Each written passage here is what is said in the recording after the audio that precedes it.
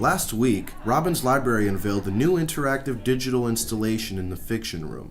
In honor of National Poetry Month, the Talking Chair reads aloud poems created by Arlingtonians of all ages. These poems are read from the poets themselves and Arlington's Poet Laureate, Kathy Desjardins.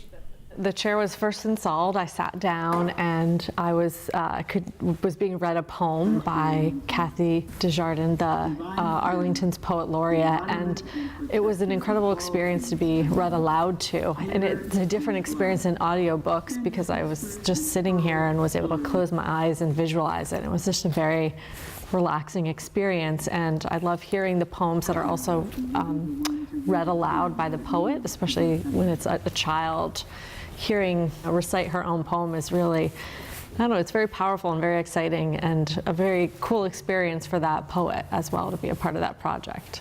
With financial support from the Arlington Cultural Council, resident and designer Emily Calvin-Bottis created this talking chair as a way to establish more of an appreciation for poetry as an art form, as well as to provide support for Arlington residents and their work.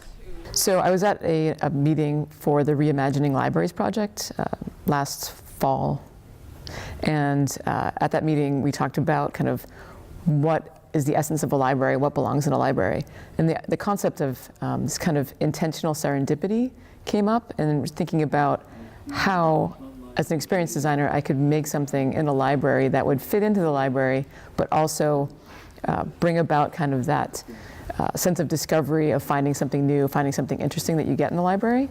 And so I thought of a chair being something that's very common and a very kind of different, but giving it a different experience by having it like read you something or talk to you when you sit in it.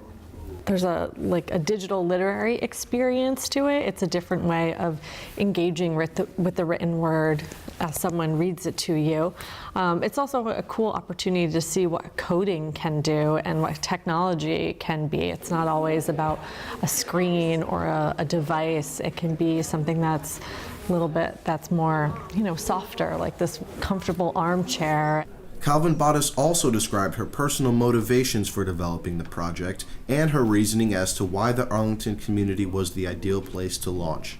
I think the project was important to me because I, love the library. I grew up in one. My grandmother was a librarian. It's something I've always done. It's a place that I always enjoy visiting with my kids, and I just thought it would be an interesting experience for other people.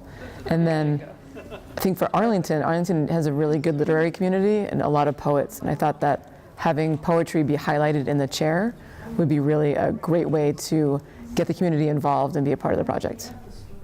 Arlington's Director of Libraries, Andrea Nicolay, highlighted poetry as an art form. She also described how the aesthetics of the Fiction Room impact the reception of the display.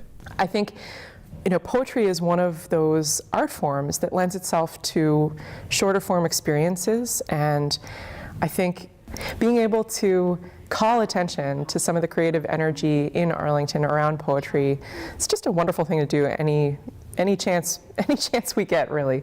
I really like the fact that this room has a little bit of an echo to it. So when you sit in the chair and hear the poem, it's a pretty powerful experience. It permeates the space, and it lets you absorb a poem in a way that you don't normally get to. So to have this disembodied voice kind of moving you through a poem, it's a really beautiful experience. For Arlington Public News, I'm Sebastian Gonzalez Johnson.